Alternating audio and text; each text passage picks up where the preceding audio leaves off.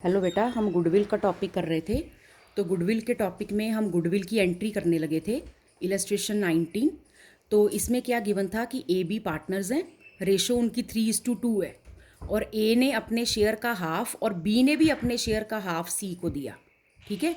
तो अगर ए और बी दोनों ने अपने अपने शेयर का हाफ हाफ सी को दिया, तो यानी कि वो ए और बी का सेक्रीफाइस हो गया। तो ए का सेक्रीफाइस क्या होगा? उसके शेयर का हाफ, यानी कि 3/5 का हाफ।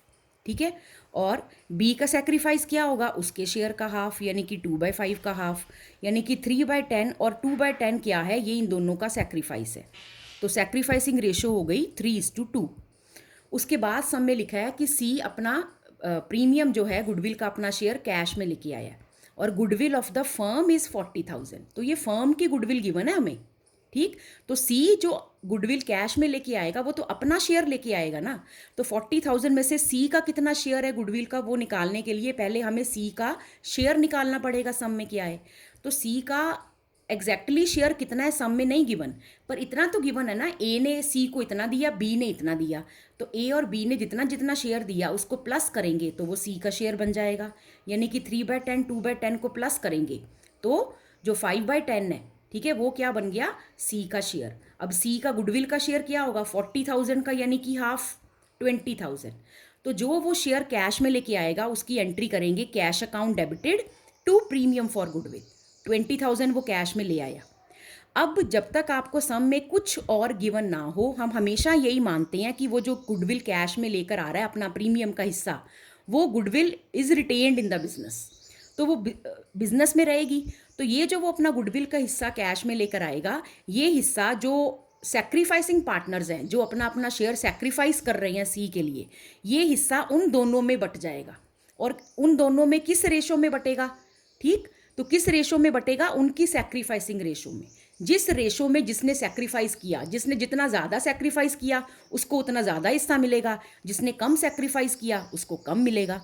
जैसे ये सेक्रीफाइसिंग रेशो थी ना 3/10 2/10, तो नेचुरली ए ज़्यादा सेक्रीफाइस कर रहा है तो ए को बी सी आर में ज़्यादा हिस्सा मिलेगा और बी को कम मिलेगा। तो रेशो क्या थी सेक्रीफाइस की? 3:2। तो ये 3:2 जो सेक्रीफाइसिंग रेशो है उसमें ये 20,000 सेक्रीफाइसिंग पार्टनर्स में बट जाएगा, और उसकी एंट्री क्या होगी? Premium for goodwill account debited, जो अभी क्रेडिट किया था ना उस अकाउंट को डेबिट करके क्लोज कर देंगे। और 2 as capital B's capital. Capital को क्रेडिट करना मतलब उनके अकाउंट में हम पैसे डाल रहे हैं, है ना, उनकी कैपिटल बढ़ा रहे हैं। क्यों इंक्रीज कर रहे हैं? क्योंकि उनको गुडविल का हिस्सा बांटा जा रहा है इन देयर सेक्रीफाइसिंग रेशो। तो 20,000 का 3/5 ए को मिल गया और 2/5 बी को मिल गया। अब इसकी नरेशन आप क्या लिखोगे? Distribution of premium among sacrificing partners in sacrificing ratio, ये वर्डिंग आपने लिखनी है। और इसकी narration being share of premium brought in cash by C. अब जो अगली इलस्ट्रेशन है, अगली इलस्ट्रेशन में सिर्फ क्या फ़र्क है? एक तो आपको उसके प्रीमियम के साथ साथ उसकी कैपिटल भी गिवन है, तो कंबाइंड एंट्री पास कर दो कि cash to premium for goodwill और टू सीज कैपिटल। ठीक है, मैं शॉर्टकट में करा रही हूँ, आपने क्या करना है वो एंट्री कंबाइंड पास कर देनी है। और उसके बाद जो अगली एंट्री मैंने कहा कि जब तक सम में कुछ नहीं गिवन तो आपने यही मानना है कि वो प्रीमियम बिजनेस में ही रहा, और वो प्रीमियम वो गुडविल पुराने पार्टनर्स ने बनाई थी। तो वो जो गुडविल का शेयर नया पार्टनर लेके आएगा वो सेक्रीफाइसिंग पार्टनर्स को हम सेक्रीफाइसिंग रेशो में बांट देंगे। तो हम क्या करेंगे कि हम उस प्रीमियम को बांटेंगे उनमें उनकी सेक्रीफाइसिंग रेशो में। तो इस सम में हमें ओल्ड रेशो गिवन है और न्यू रेशो गिवन है, और कुछ नहीं गिवन। तो आप क्या करोगे? ओल्ड रेशो में से जब न्यू रेशो माइनस करोगे ना ए और बी की, तो वो उनका सेक्रीफाइस आ जाएगा। ठीक है। तो सेक्रीफाइसिंग रेशो आप निकाल लोगे क्योंकि ये एंट्री होनी हमेशा सेक्रीफाइसिंग रेशो में ही है। तो प्रीमियम फॉर गुडविल आपने अमाउंट सिर्फ 21,000 उठाना है क्योंकि हमने सिर्फ प्रीमियम को बांटना है। 2 एज कैपिटल बीज कैपिटल किस रेशो में? सेक्रीफाइसिंग रेशो में। वो आपको कैलकुलेट करनी बताई हुई है। ठीक है, कैसे निकालनी है? Old ratio, old share minus new share. Thank you.